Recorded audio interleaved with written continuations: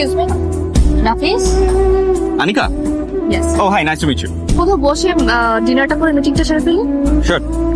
একা একা কি করছেন? কিছুই তো বুঝতে পারছি না, কোথায় যাব, কি করব। সোলে প্রথম আসছে। ও তো আমার নানা বাড়ি, আমি প্রায়ই আসি। আর কোনো খাবারের ছিঁড়ে আছে না, ভাষার। আমার উপর আর আপনার ফোনের উপর ভরসা রাখেন, বিফলে মূল্য ফেরত। আসেন। I want to go to a Bengali restaurant. জানেন বেঙ্গল রেস্টুরেন্টে খাবো। আপনি হাসছেন কেন? আমি শেখার চেষ্টা করছি। আচ্ছা সরি। জংএং রেস্টুরেন্টে খাবো পিয়ং। আনিকা, কোথায় চলে গিয়েছিলেন আপনি? আমি ভয় পাচ্ছিলাম। আমি তো ফোনে কথা বলতে বলতে ওই দিকটাতে গেছিলাম। তারপর আসার সময় ওই যে ওই দোকানটাতে আমরা ঢুকলাম না, ওখানে লোক আমাকে ডেকে বললো যে আপনি ফোন ফেলে আসছেন। ওইটা আনতেই দেরি হয়ে গেল। এই যে আপনার ফোন। আর কমছে? চলেন আসেন। আচ্ছা আসেন। জানেন আপনাকে যখন প্রথম দেখছিলাম না, আমি যদি আইস ব্রেকিং না করতাম, আপনি লাস্ট 3 দিন হোটেল রুমে কাটাইতেন। হ্যাঁ, আমি সেটা অস্বীকার করছি না। Thank you. থ্যাংক ইউ কেন?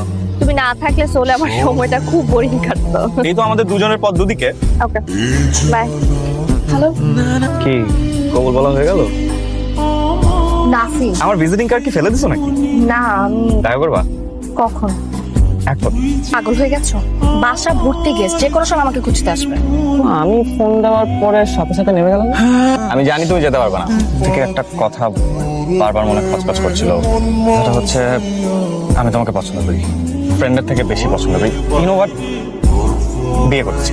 দেখো প্রেম করার তো আর বয়স নাই, তাই ডিরেক্টলি বিয়ের প্রপোজালটাই দিলাম। এটাই ডিজার্ভ করো। কেন? আসার সময় তোমার কতগুলো হিন্টস দিয়েছিলাম আমি, তখন সে কিছু বলেনি। এখন আসছে উনি, আমার এনগেজমেন্টের দিন বলতে আসছে আমাকে ভালোবাসে, সে আমাকে বিয়ে করতে চায়। আরে বাবা, আমি ভাবলাম this is the right time, মানে এনগেজমেন্টের পরে তোমার এই ছেলেটাকে আর ভালো লাগবে না, then I'll come and sweep you off your feet. নিব মানে অপেক্ষা করবো নাকি অপশন দেখবো? অপশন আছে, প্যারা নাই।